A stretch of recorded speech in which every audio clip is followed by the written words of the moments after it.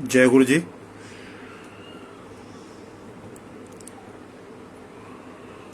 गुरु जी को चरण वंदना और गुरु जी की संगत को नमन। आज फिर गुरु जी के सत्संग के लिए जो है आपके संगत के सम्मुख जो है हाजिर हुआ हूँ। ये ऑनलाइन जो सत्संग स्टार्ट हुए थे तब तो मैंने जैसे फेसबुक पे देखा है, एक दो सत्संग जो है ना मैंने सुने थे संगत के। तो जब ये लॉकडाउन का टाइम चला और ये सत्संग सुनने शुरू हुए, क्योंकि उस गुरुजी के तो इस मीडिया को कभी उन्होंने पसंद नहीं किया, ना कभी मीडिया में आते थे और ना कोई ऐसी चीज़ें थी। क्योंकि एक टाइम पे ये शेखर सुमन जो है एम्पायर स्टेट अपनी टीम को लेकर आया था पूरे उसके साथ में कैमरे वगैरह वाले को लेकर, तो गुरुजी ने उनको सब कुछ तामझाम हटवा दिया था। तो उसमें ये बैसाखी का जो फंक्शन था इसमें 2007 में, उस टाइम पे बड़े मंदिर में भी जो है ना एक वीडियोग्राफी कर रहे थे। तो हमने कहा, मैंने कि भाई गुरुजी जब पसंद ही नहीं करते, कहीं नहीं है, तो वो कोई चैनल वाले थे कोई। तो हमने उनको पूछा जाके, मैंने कि जो ये आप जो ये इसको कर रहे हो ये कहाँ से आए हो? तो उन्होंने कहा कोई चैनल का नाम बताया कि जो उस चैनल से आए हैं। तो मैंने कि यहाँ तो गुरुजी तो पसंद करते ही नहीं है ना, वो कभी किसी मीडिया में, क्योंकि नाम वाले जितने भी हैं गुरु जो हैं सब वो टीवी पे उस पर आते रहते हैं, लेकिन गुरुजी तो इस चीज़ को करते नहीं कि वो जो है टीवी पे अपने आप को वो करें या उनको ऐसे किसी प्रचार की या उसकी ज़रूरत है। वो तो जिसको वो चाहते हैं, गुरुजी चाहते हैं, उसी को बुलाते हैं अपने दर पे। तो उनको तो कोई भीड़, ऐसी भीड़ तो इकट्ठी करनी नहीं है जैसे और लोग जो है वो अपने चेले चपाटों को भेज के जो है ना वो अपनी दुकानदारी चलाते हैं। उस तरह का तो गुरुजी का है नहीं। तो आप इसको ये किसके उससे कर रहे हो? वो कह लगे जी हमने परमिशन ली है। मैंने कहा जी ये टेलीकास्ट भी होना है कभी, या मतलब उसके लिए करा? हाँ जी। तो उन्होंने वो डेट और टाइम बताया था, रात का कोई 8:30 का टाइम बताया था, डेट तो मेरे को एग्जैक्ट नहीं पता। तो उन्होंने बताया जी उसके ये चैनल पे आएगा रात को 8:30 बजे के उसमें प्रोग्राम में इसको दिखाया जाएगा, ये फंक्शन जो है। तो वो तब जब गुरुजी चोले में थे तब से लेके और आज तक हमने तो देखा नहीं किसी टीवी चैनल पे वो टेलीकास्ट होता हुआ। तो वो एक वक्त था उस टाइम पे। और अभी ये जो लॉकडाउन पीरियड चल रहा है, इस समय जो है ना सब जो गुरुजी सबसे जो है ना टू एंड फ्रो मिलना मिलाना जो चल रहा है वो सब ऑनलाइन ही चल रहा है। ये गुरुजी सत्संग भी करा रहे हैं, गुरु फैमिली से जो परिवारों से जो है ना वो संगत से जो मिला रहे हैं, एक दूसरे को इंटरेक्शन करा रहे हैं, एक दूसरे को आमने सामने करा रहे हैं। तो ये कहीं कहीं बैठ के पता नहीं कितनों के साथ जो है ना हम गुरुजी के सत्संग को शेयर कर रहे हैं। तो उतने तक गुरुजी पहुंच रहे हैं, मेरे तक भी उनका है। तो एक ही भाव है, मतलब एक ही नाव है जिसमें मैं भी सवार हूं और आप लोग भी सवार हैं। तो एक बार एक संगत में एक जो है ना आंटी के शादी का जो है ना कार्ड मिला था मेरे को। वैसे तो गुरुजी जब ब्लेस करते थे तो संगत को कार्ड दिया करते थे, और एक बार ऐसे ही कार्ड जो है ना एक संगत को दिया था। तो उनको, लेकिन गुरुजी ने उनको एक चीज और बोली थी, कोई हैंडसम अमाउंट उनको बताया था कि भाई वो जो है ना उसमें कन्यादान में जो है ना उनको दे के आना है। तो अंकल ने जिन अंकल को दिया था तो पर्सनली गुरुजी कार्ड दिया करते थे संगत को, और उनको बोलते भी थे, जाने के लिए भी बोलते थे। और ये मतलब बड़ी ब्लेसिंग मानते थे कि गुरुजी किसी को किसी शादी के कार्ड वो दे रहे हैं, तो एक बड़ी वो कृपा हुआ करती थी गुरुजी की। तो वो अंकल गए उस शादी में, वो बिटिया की मतलब आंटी की शादी थी संगत में। लेकिन अपने हिसाब से तो हैंडसम अमाउंट डाला है, लेकिन जो गुरुजी ने उसमें अमाउंट डाला था, डालने के लिए बोला था, उतना नहीं डाला उन्होंने, गुरुजी ने, उसने संगत ने। तो वो कहीं जयपुर की तरफ जो है राजस्थान में कहीं गए थे अपनी कोई बिजनेस टूर पे, और वहां से कोई पेमेंट उठा के लेके आए थे। तो बीच में जैसे रास्ते में उन्होंने रेस्ट किया, रेस्ट के साथ में वो उस पे ढाबे, वो जो है रेस्टोरेंट वगैरह जो खुले होते हैं ऑन रोड है, वहां गाड़ी लगाई और वहां खाना वगैरह खाने लगे। तो जब वो वापस आए तो उन्होंने देखा गाड़ी से जो है ना वो जो कैश लेके आए थे, पार्टी से कैश जो लेके आए थे, वो कैश निकल गया। और वो उतना ही अमाउंट था जितना अमाउंट गुरुजी ने बोला था उसमें डालने के लिए, रेस्ट ऑफ अमाउंट था जितना उन्होंने दिया था वहां कन्यादान में, उसके अलावा जो उन्होंने बचाया था अपनी अकल लगा के, वो अमाउंट जो था वो चला गया। तो जब वो अंकल गुरुजी के यहाँ एम्पायर स्टेट आए थे, मत्था टेका था, तो गुरुजी ने बोला कि कमलिया, मैंने वो पैसा तो तेरे से जाना ही जाना था, पर मैं किसी अच्छे काम में लगा रहा था, लेकिन तूने जो है ना अपनी अकल लगा के जो है ना वो अपना वो करा लिया। कह रहा वो पैसा तो तेरे पास रहना ही नहीं था, वो तो जाना ही था, तब भी जाना था तब भी जाना था, पर मैं उस पैसे को तेरे किसी अच्छे काम में लगवा रहा था जो तेरे आगे कहीं काम आता, पर तूने अपनी अकल लगा दी और जो है ये वो पैसा जो है वो तेरा हो गया। कह रहा वो तो तेरे काम तो आना ही नहीं था, जाना ही था तेरे हाथ से। तो ये है कि गुरुजी ने जो बोल दिया वो मतलब पत्थर की लकीर है, वो पानी से और रगड़ने से जो है ना वो जाने वाले नहीं है। तो जो उनके वचन है कि गुरुजी की मानना यही है कि उन्होंने जो बोल दिया वो तब भी बोलते तो बोलते अभी भी हैं।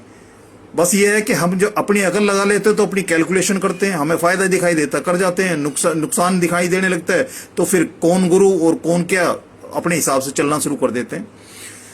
तो ऐसी मेरे को एक बार कार्ड मिला, तो वहाँ जाने का था। उस दिन मेरी सेवा भी थी बड़े मंदिर में।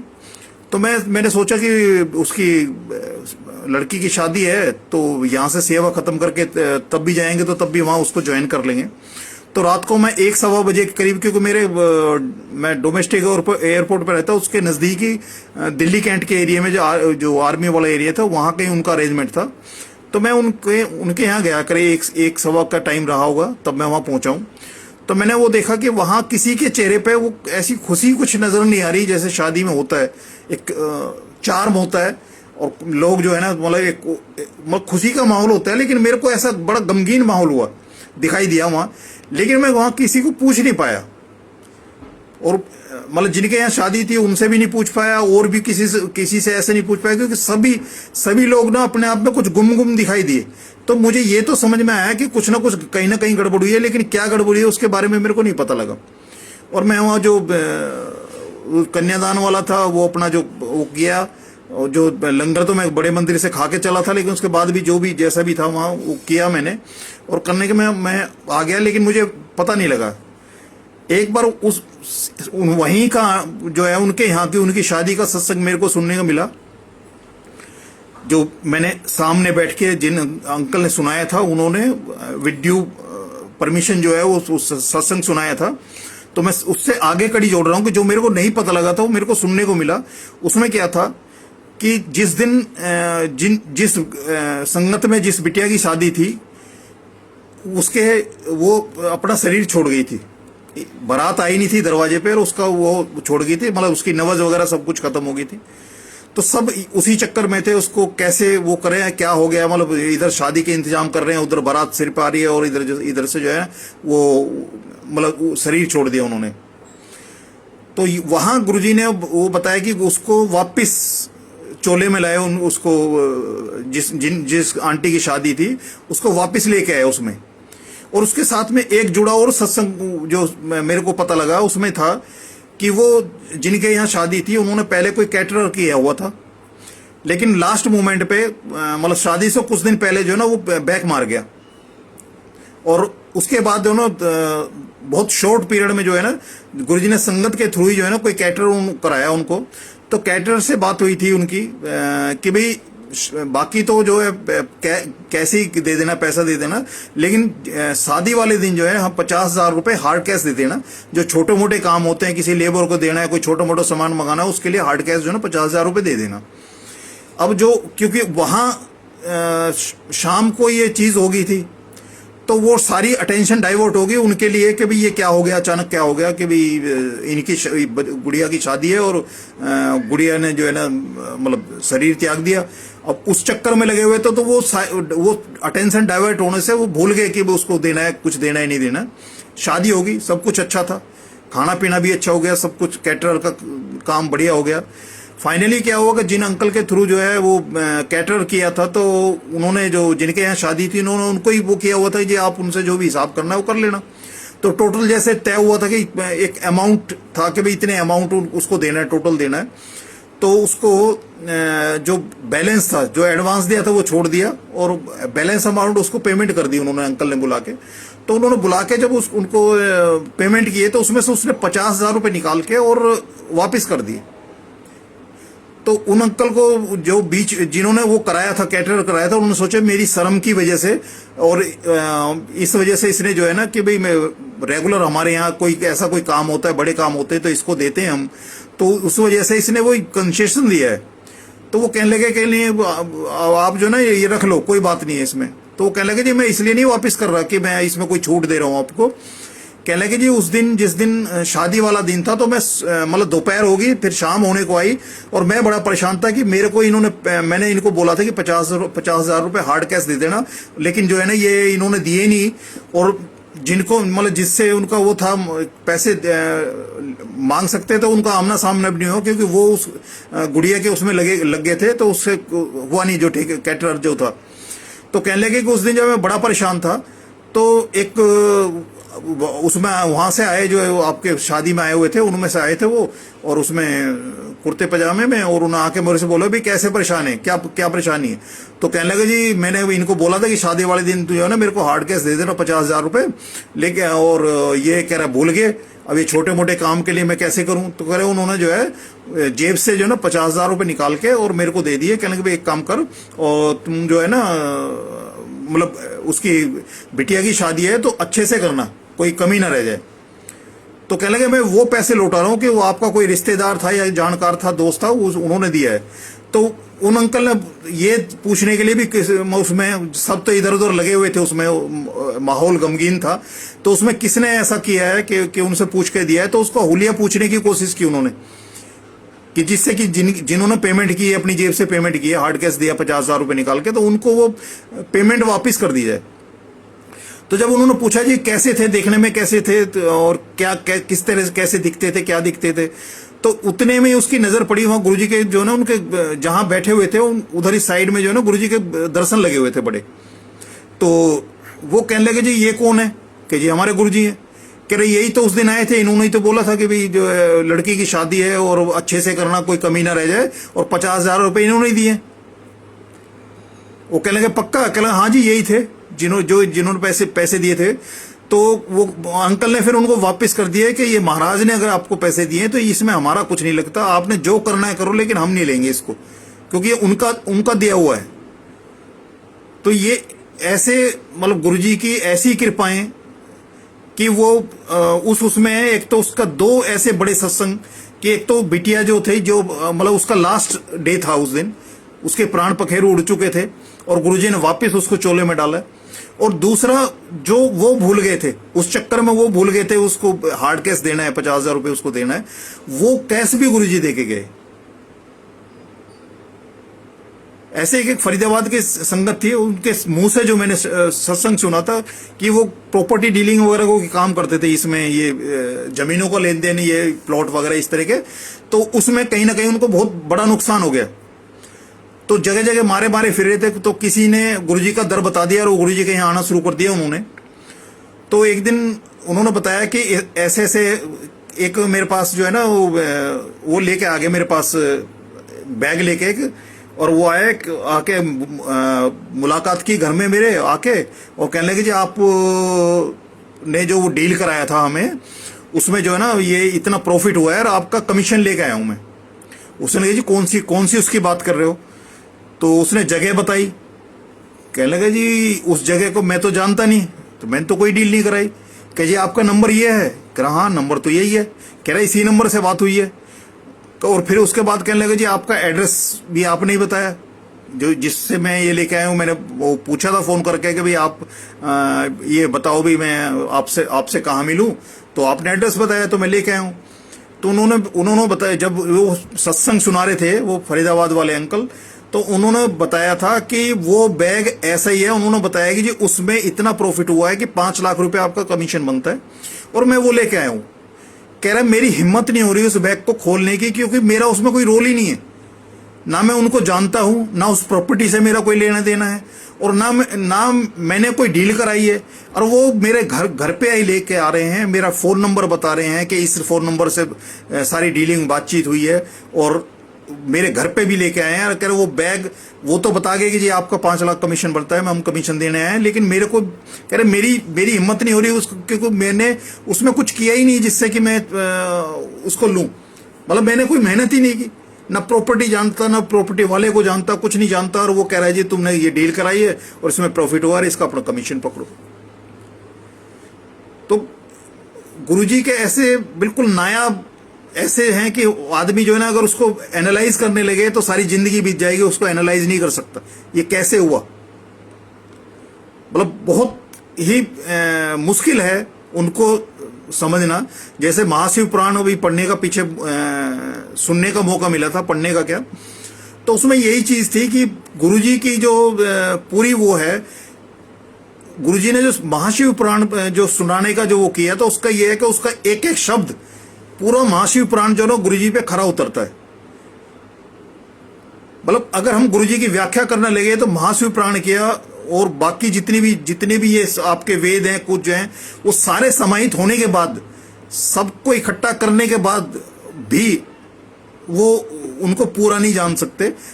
उससे भी ऊपर कहीं है। इन सारे जितने ग्रंथ हैं, जितने वेद हैं, जितनी पुराण हैं, जो कुछ है, उन सब का भी अध्ययन मनन करने के बाद भी उनको हम पूरी तरह पहचान नहीं सकते। ये उनसे भी कहीं ऊपर के वो हैं जो परम शक्ति हैं, वहां तक पहुंचना इतना आसान नहीं। क्यों? क्योंकि जैसे हमारे शरीर के अंदर जो कीड़े मकोड़े जो हमारे शरीर के अंदर जो जीव पल रहे हैं, वो जिस जगह हैं उस जगह तक को तो वो समझते हैं, उनके लिए दुनिया वही है, उनके लिए सृष्टि वही है, लेकिन दूसरे पार्ट में क्या हो रहा है उनको नहीं पता। जैसे आज का इंसान मंगल ग्रह पे क्या होता है, हो रहा है, क्या होना है, और इसमें दूसरे उसमें ग्रहों पे क्या चल हुआ है, उनको अभी खोज में लगा हुआ है। तो ठीक ऐसे ही है कि शरीर के अंदर एक हम धरती पे हैं, हमें धरती के बारे में पूरा ज्ञान अभी नहीं हुआ, लेकिन हम मंगल की सोच रहे हैं, मंगल का क्या है। तो इसी तरह से हमारे अंदर है। तो ऐसी सारी सृष्टि, पूरा ब्रह्मांड जब उनके अंदर है, तो उनसे बाहर जाके जब देखेंगे तब उनका पूरा दिखाई देगा। उनके अंदर रह के उनको देखना, तो उनका जो पूरा विराट रूप है, जो पूरा है, जो उसको देख पाना बड़ा मुश्किल है, असंभव है वो। और यही है कि इन सबसे ऊपर जाके कहीं, जैसे बता रहे जब गुरुजी ने चोला छोड़ा था और इसमें आए थे, एम्स में आए थे, तो जो आंटी हैं, नीलम आंटी हैं, नीलम सिंह आंटी हैं, जो डॉक्टर हैं, जो बीडीएस हैं, तो उन्होंने अपना सत्संग सुनाया था कि जब वो नए जुड़े थे आके, तो उन्होंने बताया था कि जब मैं उसमें पता लगा जी ऐसे ऐसे गुरुजी आए को लेके आए हैं, तो मुझे यही था क्योंकि बाकी सब गुरुओं के तो नाम भी आगे पीछे लगते हैं, लेकिन हमारे गुरुजी हैं जिनको गुरुजी बोलते हैं। तो उन्होंने यही बताया था कि मैं जब मैंने सुना उनको कि मुझे लगा कि हाँ गुरुजी हैं, तो कह रहे वो उनके पास अपने साईं बाबा को मानते थे, उन गुरुजी के यहाँ पहले आने से पहले। तो उन्होंने बोला कि जी मैं भागी गई साईं बाबा के मंदिर में, और वहाँ मंदिर में जाके मैंने अरदास की कि मैंने आपको मतलब 25 साल से, इतने साल से मैं आपको मना रही हूँ और आज तक मैंने कुछ नहीं मांगा, और मैं अभी भी गुरुजी से जुड़ी हूँ, और मेरे गुरुजी को कुछ नहीं होना चाहिए। मतलब अभी तो मतलब ढंग से उनको देखा नहीं, महसूस नहीं किया, तो आप जो है ना मेरे गुरुजी को नहीं होना चाहिए। वापस आए तो पता लगा कि उनको जो है ना बड़े मंदिर लेके जा रहे हैं। तो बड़े मंदिर लेके जा रहे हैं, फिर उन्होंने अपना जो सत्संग उनके मुंह से, जो मुखारविंद से मैंने सुना है कि उन्होंने बताया कि फिर वो अपने साईं बाबा के पास जो है वहाँ मतलब उनसे शिकायत करने गए कि मैंने जिंदगी में एक अरदास की थी और वो भी मेरी पूरी नहीं हुई। तो उन्होंने बोला कि साईं बाबा ने जो उनको उत्तर दिया था कि उन्होंने उन्हें उत्तर दिया कि गुरुजी मेरे से 42 परत ऊपर बैठे हुए हैं और वो जो चाहेंगे वो होगा, मेरे चाहने से कुछ नहीं होगा। तो आंटी ने बोला था कि उन्होंने चलिया की बात बोली थी कि जब मेरे को इतना बड़ा आंसर मिल गया कि साईं बाबा से गुरुजी 42 परत ऊपर बैठे। अब ये लगा लो कि कितना उसका अंतर है उनके कद में और बाकी जो कद हैं, बाकी जो हैं उसमें कितना डिफरेंस है कि साईं बाबा से उन्होंने 42 परत ऊपर बैठे हैं, वो बताते हैं। तो वो कह रहे हैं कि मेरे को इतना मतलब जो उसने साईं बाबा ने जब मेरे को ऐसा परिचय दिया, तो कह रहे मैंने चलिया किया। उसके बाद उन्होंने बोला कि क्योंकि मैंने अपना वचन दिया था कि मैं चलिया करूंगी, तो गुरुजी का ने तो चोला छोड़ दिया, वो तो बात नहीं है, लेकिन उन्होंने ये मेरे को बता दिया कि गुरुजी क्या चीज है और उनका ओधा कितना बड़ा है, मतलब कहाँ वो स्टैंड करते हैं। फिर उनका था कि वो जो है ना परेशान रहने लगे कि गुरुजी बहुत संगति ऐसी थी कि गुरुजी को जो चोला स्वरूप था उसी में ही वो मानते थे। चोला छोड़ने के बाद उनको बड़ी अंदर बेचैनी और हलचल थी कि ऐसे कैसे हो सकता है कि सारी दुनिया जहान को तो वो जो है ना उम्र दे रहे हैं, मौत को जो है ना बार बार पीछे कर रहे हैं, और अपने इस चोले को जो है ना कैसे ऐसा हो सकता है। तो वो बताते हैं कि उनको ऐसे पता करते करते इसी उधेड़बुन में कोई चंडीगढ़ में कोई संत थे, वहाँ पहुँचे। तो वहाँ जाके जब वो उनसे मिलते हैं तो उन्होंने बताया उनको कि भी उनकी जब गुरुजी जो है वो वहाँ चंडीगढ़ पीजीआई में हॉस्पिटल में एडमिट थे वो, और यहाँ गुरुजी जो है ना एम्स में गए थे, और उन दोनों की टेलीपैथी से बात हुई थी। तो क्या उन संत ने गुरुजी के बारे में वो चीजें बताई थी, और कभी नहीं मिले, आमने सामने साक्षात नहीं मिले, लेकिन उनकी जो अध्यात्म जो थी, जो टेलीपैथी से जो उनकी जो बातचीत हुई है, तो कह रहे गुरुजी के बारे में उन्होंने बताया कि गुरुजी ने बोला था कि मेरा जो ये चोला लेके आने का जो पर्पज था, मेरा ये पूरा हो चुका, मैं चोला छोड़ रहा हूं, और तेरा अभी काम खत्म नहीं है, तो तू अभी यहीं रहे। और उसको उम्र दे के गए, मतलब उसकी उम्र बढ़ा दी, लेकिन अपना कह रहे थे कि जो मेरा चोले का पर्पज था वो पूरा हो चुका, और ये मैं इसको छोड़ रहा हूं। तो एम्स में जाने का जो है उनके हिसाब था कि वो क्योंकि पीजीआई उसमें थे, हॉस्पिटल जो चंडीगढ़ में थे, उसके लिए गुरुजी वहां गए और वहां से उनको ब्लेस किया और उनको उम्र दे के गए। तो गुरुजी का मतलब हर एक्शन, अगर उनकी उंगलियां चलती थी, उनकी भौं चलती थी, उनका मतलब हर भी जो भी एक्शन हुआ करता, जब गद्दी पे बैठते थे, जब भी होते संगत के सामने बैठते थे, तो हर चीज जो है ना किसी न किसी का कल्याण कर रही होती, मतलब हर उसमें हर उनके उसमें एक्शन में किसी न किसी संगत का वो कल्याण हो रहा होता था हर समय। और वो देखा है कि एम्पायर स्टेट में जब जाया करते थे, चारों दिन गुरुजी ने मौका दिया, चारों दिन जाते थे। हालांकि ये बात अलग थी कि पहले मत्था टेक के और बाहर चले जाते थे, सेवा के बाद लास्ट में आना होता था, लेकिन जितना टाइम गुरुजी ने अपने उसमें रखा, साक्षात दर्शन दिए, उसमें एक ही चीज थी कि जितनी भी संगत गुरुजी के सामने आती थी, या फंक्शंस में भी देखा, जितनी भी संगत आती थी, एक भी संगत अननोटिस नहीं रहती थी, हर एक को रेस्पॉन्ड करते थे। जो भी गुरुजी के सामने से गुजर रहा होता था, उस हर एक का, एक भी ऐसा नहीं था जो जिसको अननोटिस करके हो, और हर एक को रेस्पॉन्ड करते थे। बड़े बड़े फंक्शंस में भी देखा, और एम्पायर स्टेट में भी ये देखने को मिला।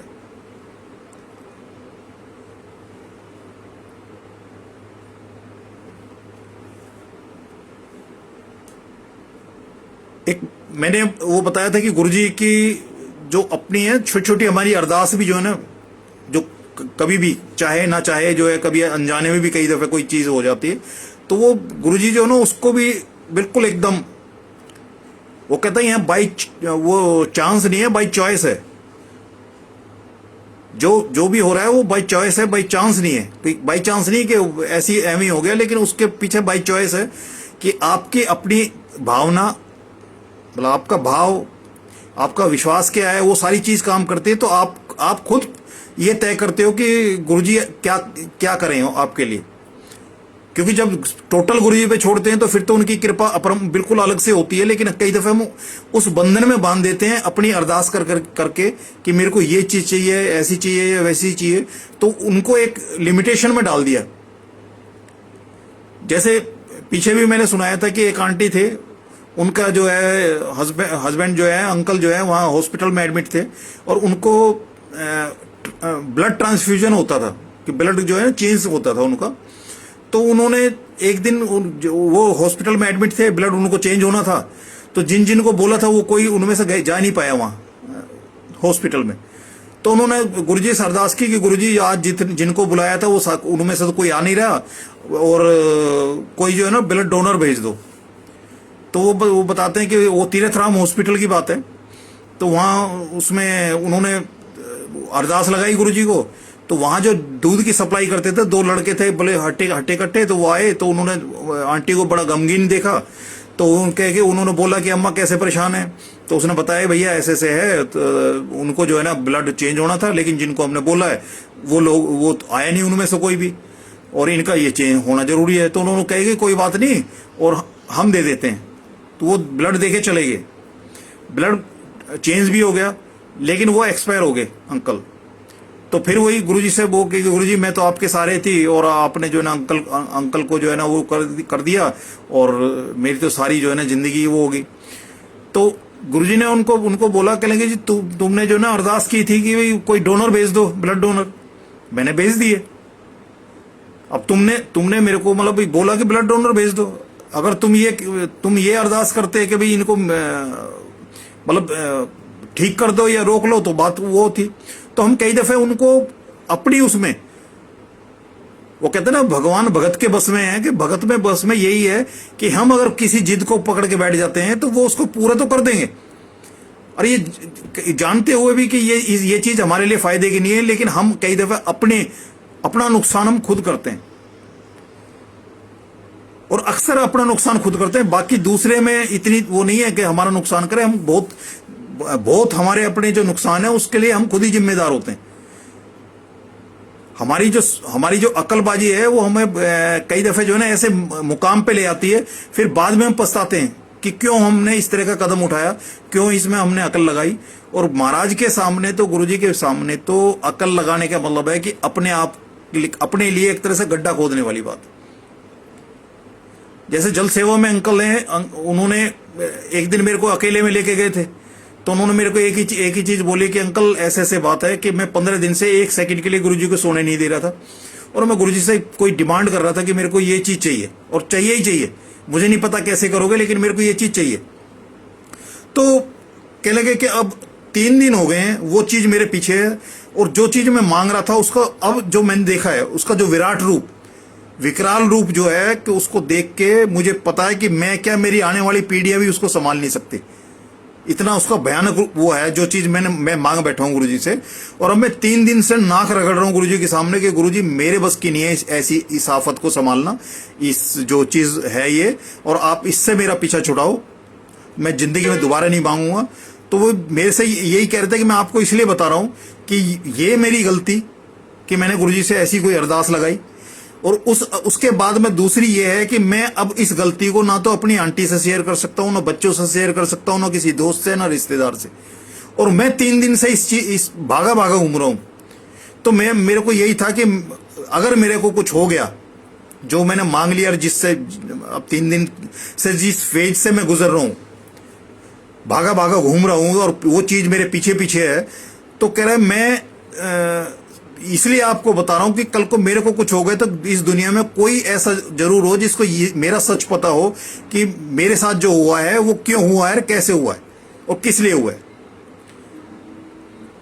तो कहते यही है कि दुनिया में एक आपका राजदार होना चाहिए, वो भाई हो सकता है, वाइफ हो सकती है, बच्चा हो सकता है, दोस्त हो सकता है, पड़ोसी हो सकता है, रिश्तेदार हो सकता है, लेकिन दुनिया में ऐसा कोई राजदार हो जब आदमी ऐसे हालात में फंसा हो, जब सारे दरवाजे उसको बंद दिखाई देते हो, तो एक इतना सा छेद जरूर रखे कि किसी को उसमें से मतलब रोशनी आए। तो एक न एक राजदार ऐसा होना चाहिए जिसको अपने दिल की बात बताए, क्योंकि वो बात अगर दिल के अंदर रखते हैं तो वो हमारे अंदर वो इतना अंदर तक गहरे तक चली जाती है कि आदमी उसमें फंस के कई दफे क्या करता है कि एक्सट्रीम तक पहुंच जाता है, और उसको सारे दरवाजे बंद दिखाई देते हैं और उसको कहीं निकलने का रास्ता नहीं होता, तो फिर वो अपने अंदर ही खत्म हो जाता है।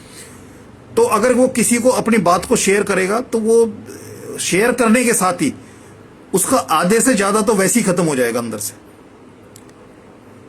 और एक दूसरा उसको जब किसी से ऐसे किसी कॉन्फिडेंस वाले से शेयर करेगा तो ये भी है कि सामने वाले उसमें, क्योंकि ऊपर वाला जो है वो भी एक जरिया देता है कि आपने किसी को, यहां तक भी बोलते हैं कि अगर कोई भी आपको नहीं मिल रहा है तो किसी दीवार के सामने खड़े होकर, किसी पेड़ के सामने करके और अपनी बात को बोल दो, अपने दिल की बात को बोल दो, उसको सुना दो।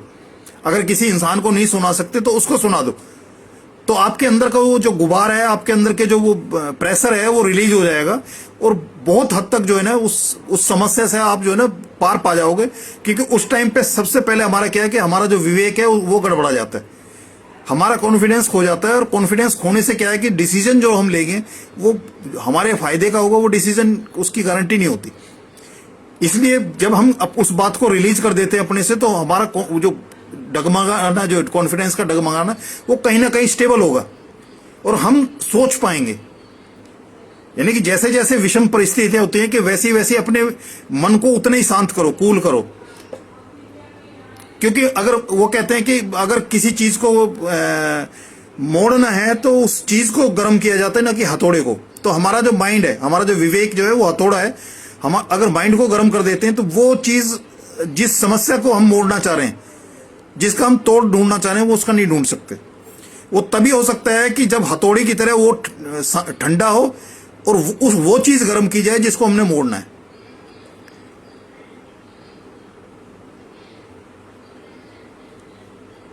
आंटी जब उस मेंटल स्टेट में चल रहे थे और घर का कोई भी काम नहीं कर पा रहे थे, कोई भी काम नहीं कर पा रहे थे वो, तो उन्होंने उसी दौरान में इसमें डुगरी जाने का प्रोग्राम बना था। तो डुगरी जाते हुए जो है ना, तो मैंने बोला कि भाई आंटी तो मेरे बिना रहती नहीं है, अगर वो नहीं जाएगी तो मैं नहीं जा सकता। तो उन्होंने बोले आंटी से पूछ लो। तो मैंने आंटी से पूछ लिया था, मैंने कि ऐसे ऐसे जो है ना सब लोग वहां जा रहे हैं, गुरुजी के पिंड जा रहे हैं डुगरी, और मेरे को भी कह रहे हैं चलो, तो चल भाई तुम जाओगे तो मैं चला चलूंगा। तो वो था दुल्हनी वाला दिन, रंग वाला दिन, जो होली जिस दिन खेली जाती, रंग की होली खेली जाती है, वो दिन था जिस दिन हमने जाना था यहाँ से, पूर्णमासी के दिन था। तो आंटी जो अपने उसमें बोली कि लेकिन नहीं, वो गांव है, ठेठ गांव है, उस गांव में जो है ना बड़ी गंदी होली खेलते हैं।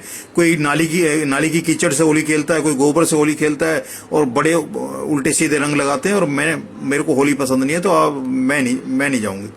तो मैं उनको बोला कि अगर होली खेलनी होती तो हम लोग यहीं होते, अगर होली तो खेलने के लिए तो यहाँ दिल्ली में भी हो सकते हैं। हम तो ये है कि उस टाइम को कि हमने होली खेलनी नहीं, क्योंकि बड़े मंदिर में जैसे 1-2 बार तो अंदर था, जाने का मौका मिला था। फिर उसके बाद क्या हुआ कि संगत अंदर रंग तो खेल नहीं सकती, अगर रंग आपके लगा हुआ है, भले ही आप मुंह धो के भी आए, उसके बाद भी एंट्री नहीं करने देते थे। क्योंकि एक बार अंदर गए थे और संगत ने रंग किया तो पूरे फर्श पे रंग ही रंग हो गया था। ऐसे एक दिवाली पे जो है ना पूरे अंदर कैंडल लाइट जो है ना वो किया था, कैंडल लगाई थी सारे में, और पूरा बोरा भर के जो है ना वो रेमेस जो निकले थे, और सारी जगह उसमें दाग थे, और पूरा वो छुड़ाया था। तो तब से वो अंदर लगनी बंद हो गई थी दिवाली पे। और ऐसी होली पे था कि होली पे भी जो है ना बाहर ही जिसने करना है करो, लेकिन अंदर प्रवेश नहीं करेंगे। तो हमने कहा भाई हमने तो ये है कि गुरुजी की हजूरी में रहना है, त्योहार तो हमारा मन ही जाएगा जब हम गुरुजी के साथ रहेंगे, तो इससे अच्छा त्योहार क्या होगा। तो हम तो वहां जाने की सोच रहे हैं। तो एट लास्ट जो है ना आंटी ने एग्री हो गई कि वहाँ चलो चलते हैं। तो हमने कहा हम तो सुबह 4 बजे 5 बजे निकलने का है यहाँ से, और वहाँ जाएंगे, पहुंचेंगे, दोपहर हो जाएगी, और शाम को वापस आएंगे तो यहाँ बंद हो जाएगा। तो हम होली तो खेलने जा नहीं रहे। जब हम यहाँ से निकले हैं तो सुबह अर्ली मॉर्निंग निकले तो कोई होली खेलने वाला था ही नहीं। उसके बाद जब वहां पहुंचे, पूरे रास्ते ये NH1 से हम गए थे, खन्ना से फिर लेफ्ट हुए मलेरकोटला की तरफ, और वहां से लेके जब गांव में पिंड पहुंचे हैं, गुरुजी के पिंड पहुंचे हैं, उस पूरे रास्ते में हमें कोई होली खेलता नहीं मिला, मतलब रंग बिरंगा ही नहीं। और उसके वो जब पिंड पहुंचे तो वहां भी ऐसा कोई नहीं मिला। हम गुरुजी का जहाँ जन्म स्थान है उस जगह भी हमने मत्था टेका, वहां भी हमने मत्था टेका, और पीछे जहां गुरुजी उसमें कुआं था जिसके अंदर गुरुजी चले जाया बैठ जाया करते थे जाके, वहां भी वो देखा। वहां मोरों का नाच भी देखा, मोरों का जो वो था, वहां मोरी मोर होते हैं, काफी सब मोर होते हैं, वो भी देखा। वो सारे हम वहां घूम के आए, वापसी दिल्ली आ गए। लेकिन पूरे रास्ते ना आने में ना जाने में कोई भी होली खेलता नहीं, होली खेला हुआ नहीं। मतलब पूरा रास्ता गुरुजी ने ऐसा क्लियर कर दिया कि यहां से लेके वहां तक आंटी को क्या, हमें भी जो कोई ऐसा खेलने वाला नहीं मिला। और ये मतलब बहुत बड़ी बात है कि आंटी ने ये बोला था कि गांव में बड़ी बुरी गंदी होली होती है और मेरे को होली पसंद नहीं है तो मैं नहीं जाऊंगी। तो हमारे मुंह से जो था कि भाई हमने होली खेलने जाना नहीं, होली खेलनी होती तो हम यहीं रहते। हम तो होली का गुरुजी के साथ मनाने के लिए वहां जा रहे हैं कि वो है, और वो है दिल अंदर, मतलब मन के जो रंग हैं उनसे होली खेलने वाली बात है, ना कि जो दुनियावी रंग है उनसे होली खेलने वाली बात है। मतलब शरीर पे रंग लगे ना लगे, लेकिन मन पे रंग लगे, मन उनके रंग में रंग जाए, गुरुजी के रंग में रंग जाए, तो हम तो उसके लिए जा रहे हैं। तो वही चीज हुई कि हमारी जो अंतर मन की जो होली थी वो तो हो गई उस दिन, लेकिन बाहर की जो दुनियावी होली थी वो कोसों दूर रही उस दिन के उसमें।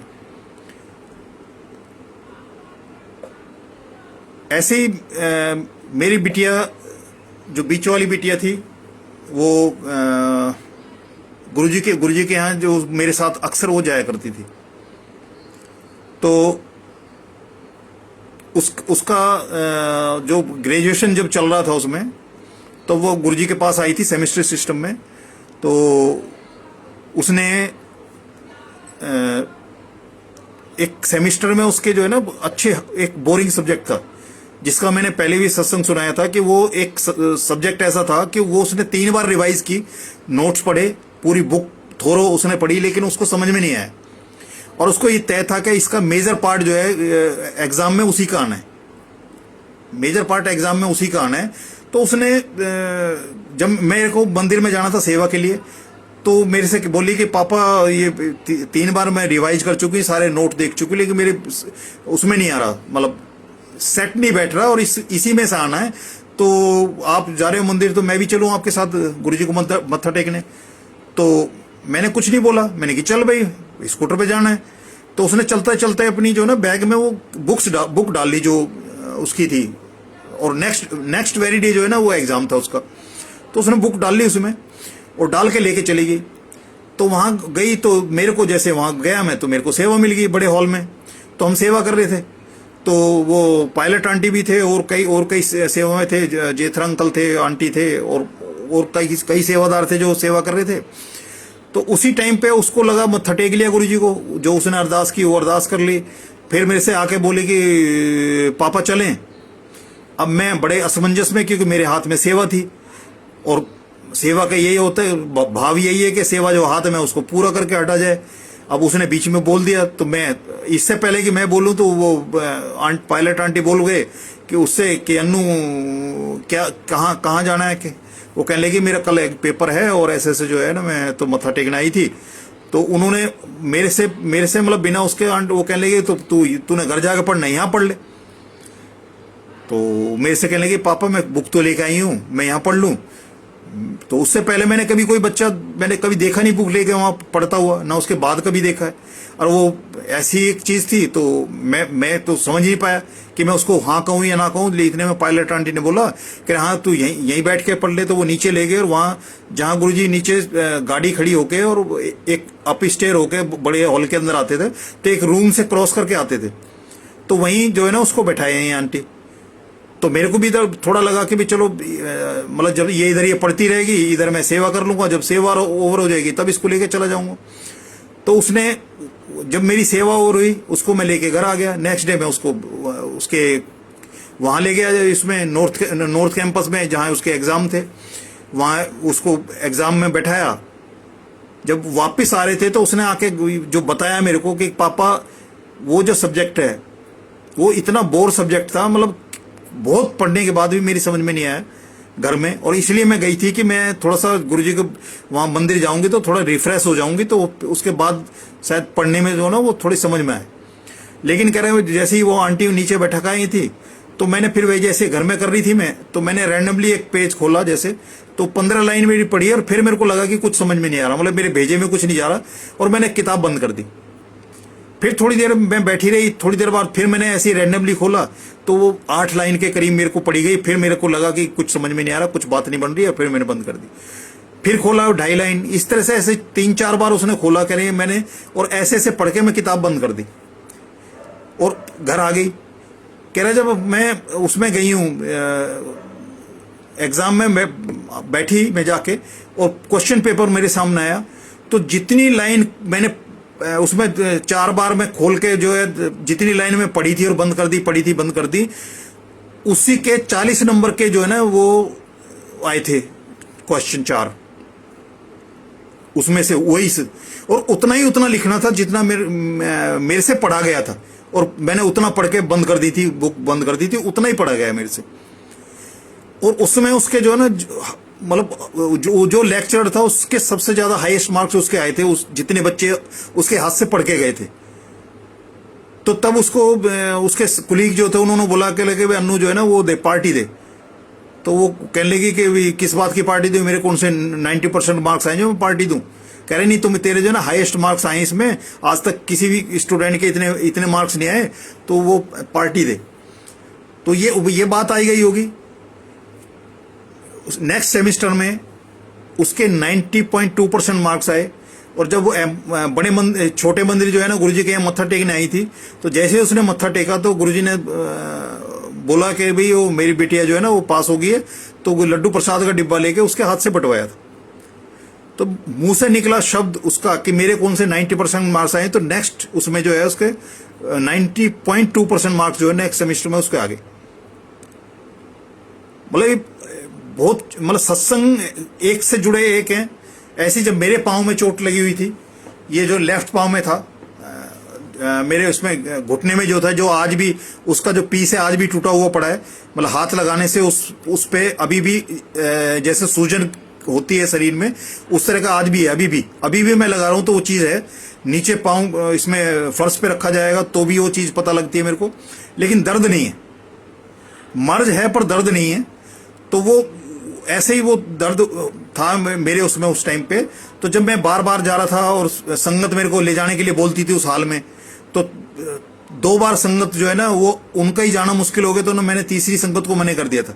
मैंने कि अंकल गुरुजी नहीं चाहते अभी, तो वो नहीं बुलाना चाहते, तो रहने दो, आप मत करो, नहीं तो आपको भी मुश्किल हो जाएगी। लेकिन जब दिवाली के आसपास आया था तो मेरे अंदर एक वो मैंने कि गुरुजी इतनी सजा बहुत है मेरे को, क्योंकि जो हम डेली 7 दिन जो गुरुजी की हजूरी में रहने वाले, अगर वो उसको एकदम से 1.5 महीने 1.25-2 महीने आप उसको बैठा दो इकट्ठा, अब मैं मन से कहाँ हूं और तन मेरा कहाँ पड़ा हुआ है। मतलब मेरे जैसे जो टाइम होता है मन से मैं वही हूं उनके हजूरी में, लेकिन तन मेरा वहां पड़ा हुआ है। तो मैंने बोला, मैंने कि गुरुजी ये तो बहुत मेरे लिए सजा होगी, इससे ज्यादा सजा मैं नहीं काट सकता, और मैंने दिवाली पे आपके यहाँ आपके पास आना है मत्था टेकने। साधन कोई नहीं, स्कूटर में चला नहीं सकता, गाड़ी मेरे पास थी नहीं। संगत को मैं इसलिए नहीं बोल पा रहा था कि 2 बार ऐसा हुआ था, जो संगत मेरे को लेके जाने के लिए जिसने बोला था, खुद ही बोला था कि आपको ले जाएंगे और रात को छोड़ के जाएंगे, वो 2 बार उनके साथ ऐसी हो गया कि उनका जाने के लाले पड़ गए, या भूल ही गए वो, या जा ही नहीं पाए उनको। तो उनको मैंने इसलिए नहीं बोला, मैंने कि अभी भी हो सकता है गुरुजी की मर्जी है या नहीं मर्जी है। मैंने तो अपनी तरह से मेरे मन में आ गया जी ये इससे ज्यादा सजा मैं नहीं झेल सकता, अब ये गुरुजी के ऊपर है, तो मैं शांत बैठ गया। मतलब मेरे अंदर भाव तो आ गया, लेकिन मैं कि जाना है, लेकिन मेरे को रास्ता नहीं नजर आया।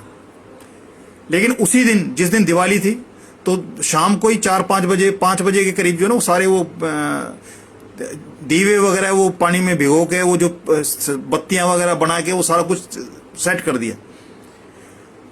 इतने में ही मेरा छोटा भाई जमुना पार से जो है भाई, उसकी वाइफ, 2 बच्चे और उसका साला, 5 जो है ना मारुति 800 में आ गए मेरे पास में। और मेरे पास आए तो आके उन्होंने बताया कि वो जो भाई की वाइफ है उसने बताया कि जैसे सारे जो ना मदर के पास जाके जो ना कोई भी त्योहार है वो वहां मनाते हैं जाके। तो कहने लगे, आज मैं कहने लगी इनसे कि भाई साहब तो आ नहीं पाएंगे क्योंकि तो उनके पाँव में चोट लगी हुई है और बच्चे भी कोई नहीं आ पाएगा। तो हम ऐसा करते हैं कि पहले जाके उनके यहाँ दिवाली मना लेते हैं, फिर आके यहाँ माँ के साथ दिवाली मना लेंगे।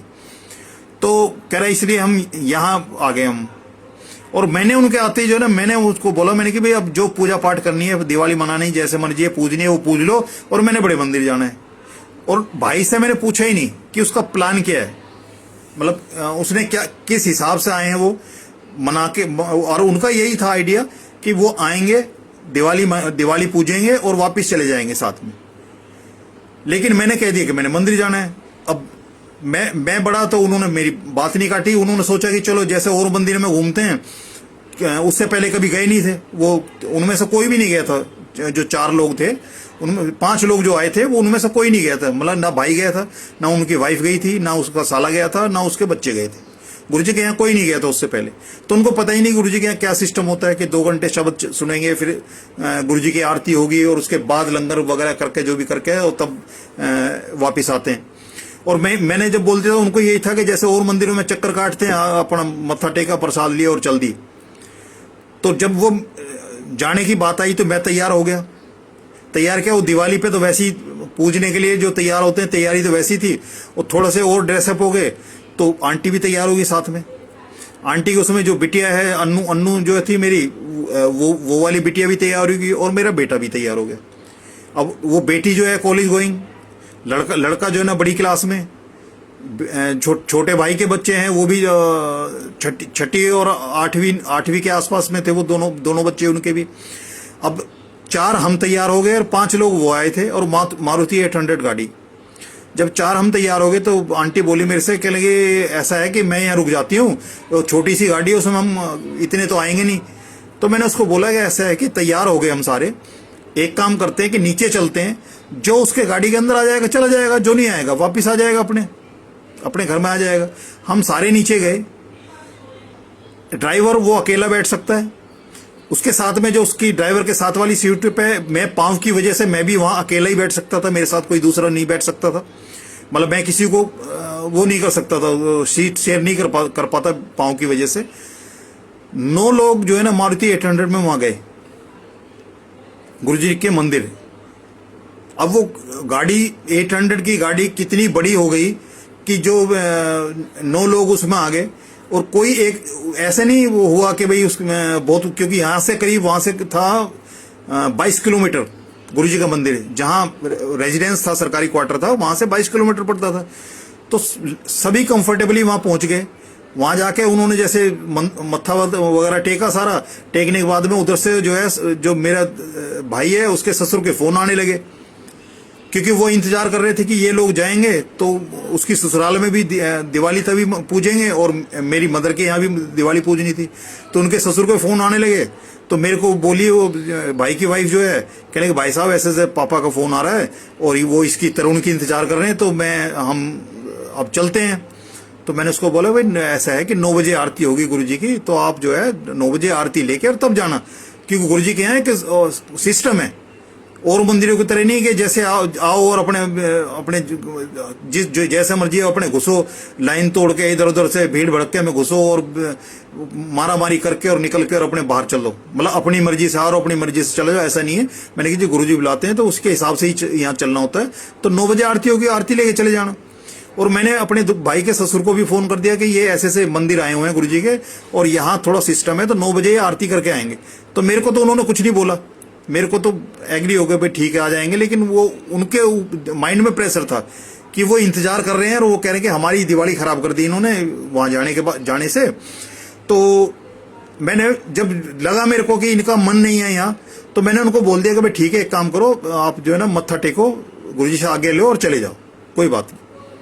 अब जो आज्ञा लेने के लिए जाने लगे, तो जो भाई का छोटा बेटा जो है ना वो नहीं मिला है उनको, जबकि सब वहीं थे। अब फर्स्ट टाइम है, उनको भी नहीं पता। अब वो सारे में अलग अलग करके वो घूम रहे हैं, कोई एंटी क्लॉक वाइज घूम रहा है, कोई क्लॉक वाइज घूम रहा है।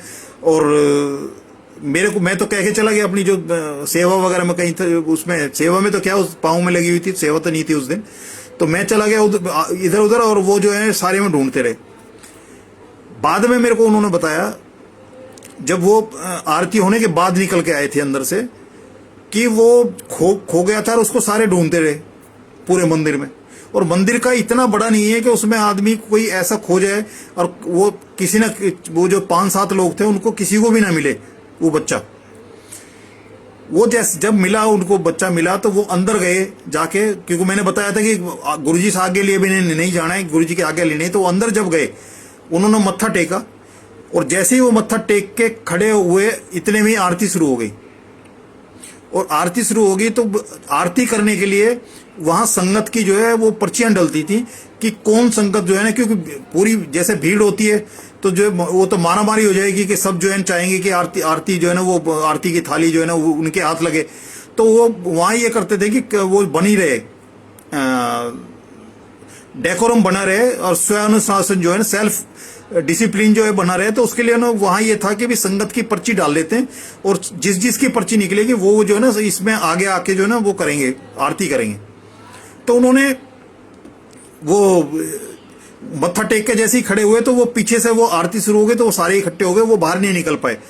और ना तो उनका पर्ची में नाम था किसी का, और वो सारे पांचों को पांचों उस भी दायरे के अंदर आगे जो वो कर रहे थे, आरती कर रहे थे गुरु जी की। और उन्होंने वो थाली की आरती उसकी आंटी जो है, मेरे भाई की जो वाइफ है, उसके हाथ में भी आई। तो बाद में जब मेरी मुलाकात हुई उनसे, तो तब उन्होंने बताया कि भाई साहब, मैं गुरुजी से एक ही अरदास करती थी कि जब भी आप अपने दर पे बुलाओ तो मेरे हस्बैंड जो है ना मेरे साथ होने चाहिए। क्योंकि वो मेरा भाई जो है ना वैसे तो आस्तिक है, पर उस तरह के नहीं कि गुरु के नाम से, जैसे गुरु कैसे होते हैं क्या होते हैं, तो वो थोड़ा सा अलग है। तो ये कहता है कि एज ए ड्राइवर तो मैं चला जाऊंगा, लेकिन बाकी ज्यादा उसका नहीं हुआ है मामला। कहीं जाने में मेरे को कोई परहेज नहीं है, लेकिन मैं वहां उसका जाने के वो नहीं करना मेरे को कंपेल। तो कह लगे मैं यही कहती थी कि ये जाएं, मेरे साथ जाएं। ये इन्होंने कई बार कहा था कि भाई साहब जा रहे हैं वहां मंदिर, तो उनके साथ चली जाना है। कह लगे पर मैं गुरुजी से ये कहती कि जब मैं आप अपने दर पे बुलाए तो मेरे हस्बैंड मेरे साथ हो। और कह रहे गुरुजी ने ऐसी कृपा की कि मेरा हस्बैंड ही नहीं, मेरे दोनों बच्चे और मेरा भाई भी उन्होंने एक ही बार में बुला लिया। तो जब वो वापस जाने लगे तो मेरे से कहने लगे कि भाई साहब आप कैसे जाओगे वापस। मैंने कि जब इसमें मारुति में जो ना हम सबको 9 लोगों को यहाँ गुरुजी ने भेज दिया, तो वापस का भी इंतजाम करेंगे।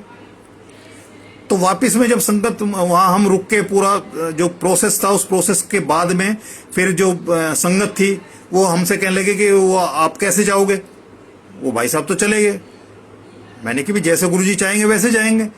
तो फिर 2 संगत ने अपनी गाड़ियों में हमें 2-2 को एडजस्ट करके और अपने हमारे घर पे उन छोड़ के वो वहां से निकले।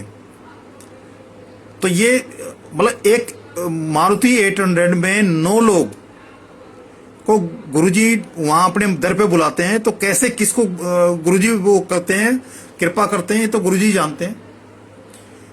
और वो नज़ारे भी दिखा रखे हैं कि बिना पेट्रोल के जो है ना गाड़ी जो है उसका भी साक्षी हूं मैं कि ऐसे वहां जब ये डांस के लिए जो है ना संगत में जो है ना बच्चे तैयारी कर रहे थे, तो उनकी ड्रेस के लिए जो है ना जाना था, हमने चांदनी चौक जाना था।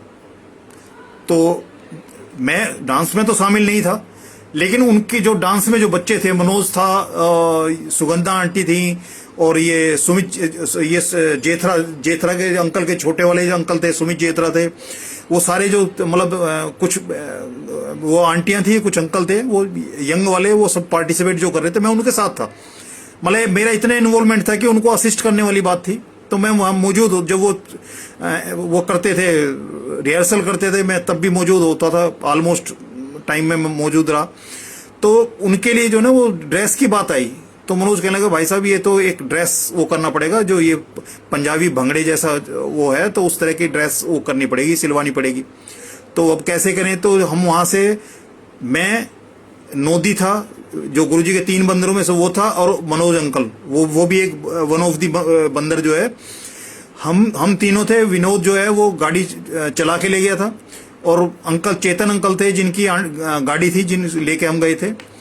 तो हम वहां से गए चांदनी चौक से गाड़ी खड़ी करके, और अंदर किनारी बाजार गए उधर जो वहां, और वो कपड़ा लेके आए। अब जब वापस लेके आ रहे थे तो बात ये हुई कि इतने शॉर्ट टाइम में अब इनकी सिलाई भी करानी है, तो कैसे होगा। तो मेरे से जस्ट छोटा वाला भाई है, उनकी वाइफ जो है वो ये स्टिचिंग वाला काम करती है, सिलाई वगैरह का जो है। तो मैं कहने लगा, मैंने कहा मनोज एक काम तो कर सकते हैं, बाकी किसी टेलर को उसको देंगे तो कह नहीं सकते वो कब देगा कब नहीं देगा, पर ऐसा है कि तेरी भाभी हैं तो उनको अगर दे देते हैं तो मेरे ख्याल में वो टाइम से पहले दे देगी वो करके, प्रायोरिटी बेसिस पे। तो हम वहां से जमुना पार गए। जमुना पार जाके वो उनको मतलब नाप भी दे के आए और कपड़ा भी दे के आए कि भी सिल जाएगा। और वापस मंदिर जब हम आए, वापस मंदिर आए हैं, तो वो गाड़ी बिल्कुल मेन गेट के सामने खड़ी करके, और चेतन अंकल को चाबी दे दी हमने कि वो पार्किंग में लगा देंगे। तो पार्किंग में लगा के जब वो अंदर आया तो मेरे से आके कहने लगा कि अंकल मैं आपसे बड़ा नाराज हूं। तो मैं कहने लगा भाई मैंने तो ऐसा कुछ किया नहीं, भी क्यों नाराज है। कह रहा अंकल आपने जो ना गाड़ी में पेट्रोल क्यों डलवाया। मैं कहने लगा मैंने कि पेट्रोल डलवाया, कह रहा मैंने तो पेट्रोल डलवाया नहीं। कह रहा नहीं अंकल पेट्रोल आपने डलवाया। कि मैंने कि भाई मुझे पता नहीं, गाड़ी मेरे को स्कूटर का तो पता है क्या माइलेज क्या होती है, पर गाड़ी का ना मैंने कभी किसी से पूछा और ना मेरे को पता कि क्या माइलेज होती है गाड़ी की। कह रहा हाँ एक चीज मेरे को ध्यान है कि जब यहां से निकले थे गाड़ी लेके, तो मेरी नजर इस फ्यूल वाली उस पर गई थी, और जब उतरे हैं तब भी मेरी नजर गई थी। तो जिस पॉइंट से हम चले थे और वापिस आए, तो ये यहां से बड़े मंदिर से चांदनी चौक और जमुना पार वो कम से कम 35 से 40 किलोमीटर जाना और 35 से 40 किलोमीटर वापिस आना, यानी कि 70 से 75 किलोमीटर गाड़ी चली है। और उसने जो शिकायत की, वो शिकायत से पता लगा कि वो उसका गुरुजी की सेवा में जो गाड़ी गई थी, कि गुरुजी ने ब्लेस किया था उनको कि वो डांस करेंगे, तो उसके लिए जो सेवा में जो गाड़ी लेके गए थे, उन अंकल के पेट्रोल की एक बूंद भी गुरुजी ने खर्च होने नहीं दी। उससे पहले हम सुनते थे कि गुरुजी ने बिना पेट्रोल के गाड़ी यहाँ से जा रही है, और जब वहां पहुंच गए पंजाब में, तब जाके उसको ड्राइवर को बोलते हैं कि अब जैसे ही तो वो मिले, पेट्रोल पंप मिले तो पेट्रोल डलवाने, अब ना समझे कि बिना पेट्रोल के जो है ना ये चल जाएगी गाड़ी। वो एक सत्संग था कि यहाँ से जो है ना गुरुजी ने अचानक बोल दिया एक संगत को कि भाई पंजाब चलो, उधर कहीं लुधियाना कहीं जाना था, गुरुजी लेके चल दिए। अब जो ड्राइवर है वो अपने उसको इशारा कुछ करे, लेकिन वो समझे नहीं, और जैसे ही वो करे तो गुरुजी उनको चलने के लिए बोल दें, और वो अपने मालिक को ड्राइवर जो बता रहा था कि इसमें पेट्रोल नहीं है और पेट्रोल डलवाना है, और जहां भी वो ड्राइवर कुछ थोड़ा सा इशारा करने की कोशिश करे, गुरुजी टोक दें और आगे चला दें। जब वहां वो पहुंच गए, जब गुरुजी उतर रहे थे, तो उतर के गुरुजी ने ड्राइवर को बोला, कहने लगे भाई अब जो है ना जहां भी वो मिले पेट्रोल पंप, इसमें पेट्रोल डलवाना ना, अभी ये मत सोचना कि ये बिना पेट्रोल के चल जाएगी। तो वो सत्संग सुना था, लेकिन वो बिना पेट्रोल के गाड़ी कैसे चलती है वो प्रैक्टिकल कर गुरुजी ने करके दिखाया कि ऐसे वो है कि जब गुरुजी की हजूरी में उनकी सेवा में जो गाड़ी वो गई है, तो जिस पॉइंट पे गई लेके गए थे उसी पॉइंट पे वापस आई है, और 70 किलोमीटर गाड़ी चल गई। मतलब इतना जो गुरुजी की कृपा है कि ऐसी चीजें हैं, वो कहने को तो वो हो सकता है कि बाई चांस है, लेकिन क्योंकि मुझे भी पता नहीं था तब तक, और वो गाड़ी मेरे हिसाब से जो है उस गाड़ी की जो माइलेज थी 15 से 18 से ऊपर नहीं थी, जहां तक मेरी नॉलेज में है। अब मैं बता सकता हूं कि 15 से 18 किलोमीटर पर लीटर की रही होगी, और 70 से 75 किलोमीटर हम चल के आए, तो एटलीस्ट उसमें से अगर 15 से लगाए तो 5 लीटर, अगर 20 के हिसाब से लगे तो 4 लीटर तो कम से कम खर्च होना था, और 3-4 लीटर 5 लीटर अगर पेट्रोल खर्च होता है तो वो सुई वहीं नहीं टिकी रह सकती। वो टिकी तभी रह सकती है कि जब उसकी एक बूंद भी गुरुजी ने खर्च होने नहीं दी, और जैसे लेके गए थे वैसे ही उनको हैंडओवर वापस कर दी।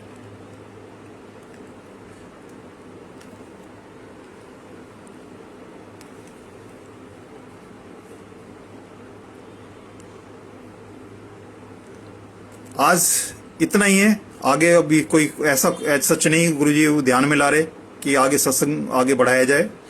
तो आज के लिए मैं आप लोगों से ये अपने शब्दों को विराम देता हूँ, और आगे कभी मौका लगेगा तो जो भाव हैं और गुरुजी की जो सत्संग है वो संगत के साथ जो है ना शेयर करूँगा। जय गुरु जी।